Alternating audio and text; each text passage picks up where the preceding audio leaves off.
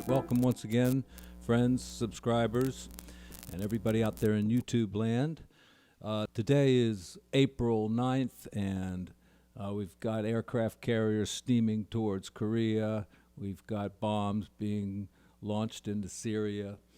But none of that really matters today because what we're focused on is Night and Day, the great song by Cole Porter.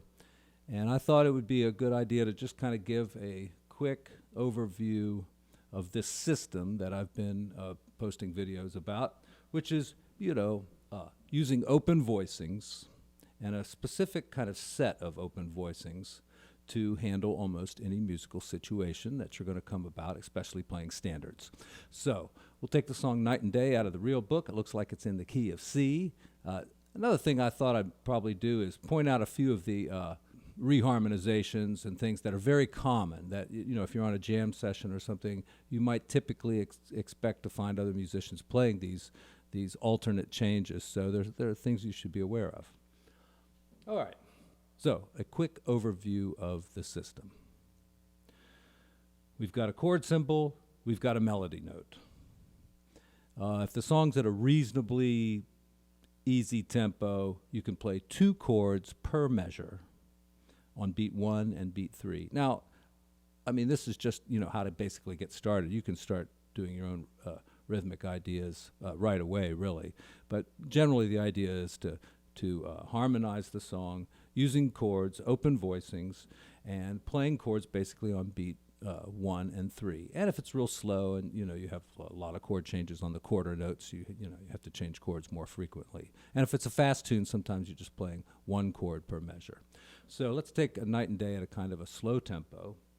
And 2 situations can arise.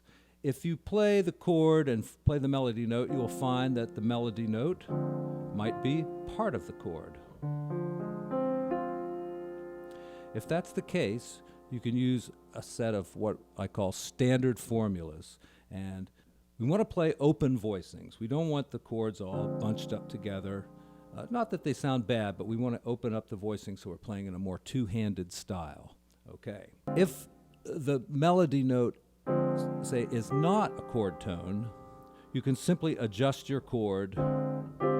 Say maybe your chord was this.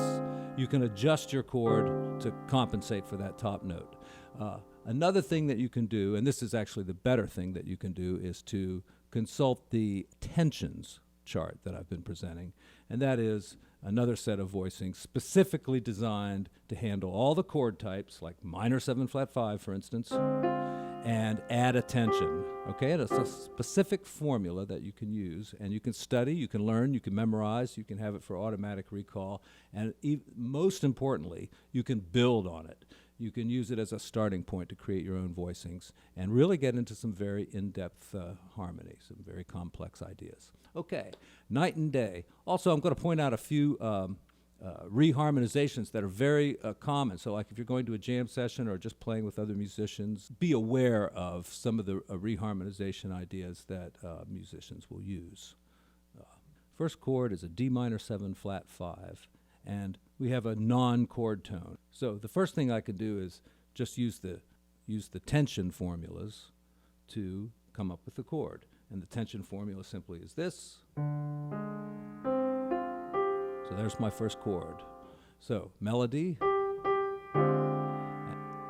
And then I said we're going to play 2 chords per measure. So the next chord could be any kind of D minor 7 flat 5 chord. I could use a standard formula, which is a 7th on top, and then go on to my next chord. My next chord also doesn't have a melody note because it's tied from the measure before. So on G, I can play any kind of chord I want. I'm going to go with the tensions again and play a flat 13 chord, okay? This comes right off our formulas. And then we get G7 with F. So that's a standard formula right there because it's a chord tone. So it's one of the 4 standard formulas. And so is the C major because that's a chord tone.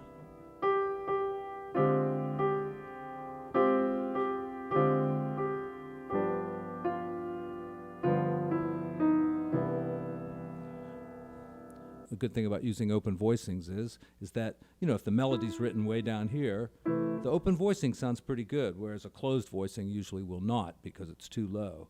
And so you don't have to take the melody up an octave in order to sound good. You can sound good right down here in the low register. Now, they are getting pretty low, and this might be a good time to leave out the doubled note, maybe even leave out the fifth. Start thinning out the chord as you get down low. You got to leave what's important in there. Like here I have the root, the third, and the seventh. There's my diminished chord. You know, the full voicing would be using a standard voicing and extending the top note. I talked about this in my last video. But it's getting kind of low, so I'm going to bring the A up here. And here, you know, we're so low, there's not much you can do. Anything you add just muddies up the chord. A seventh, a ninth. I mean, it's possible if you play it light and play it tastefully, it could work, but you need to be pretty sparse if you're down this low. And then, right there is beat 3. You can play any chord. And then on G7, you can play any chord.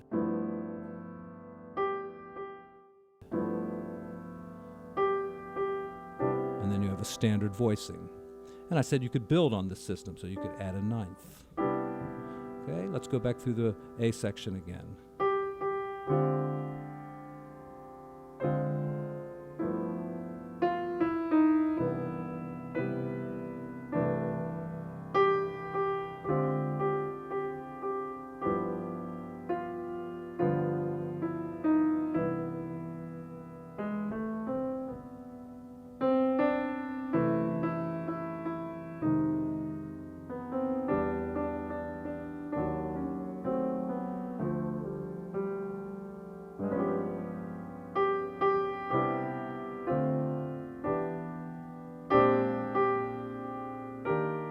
Standard voicing. You know, the melody is the fifth, so I'm using one of the 4 formulas that you can use if the melody is the root, the third, the fifth, or the seventh. So you could play lots of other nice chords here because you have 6 beats that nothing's happening in the melody. You know, you can play E flat major 9, a 6th chord perhaps. Here you might reharmonize a little bit by putting a little 5-1 in there.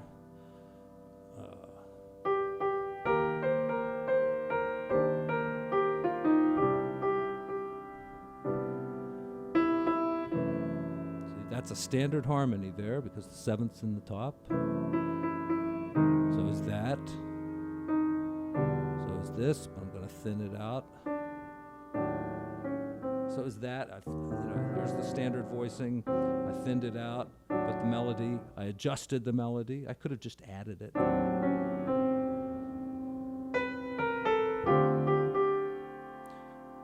And then another D minor 7th. I'll use an original chord.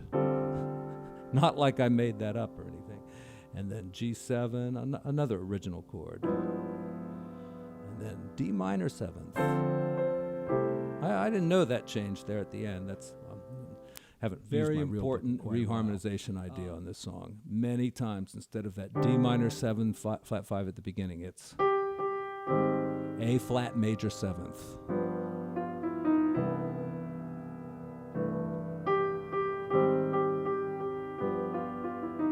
And there's lots of cool ways of getting to that A flat major 7th as well. You can go to E flat 7th because that's the 5 chord leading to the 1 chord.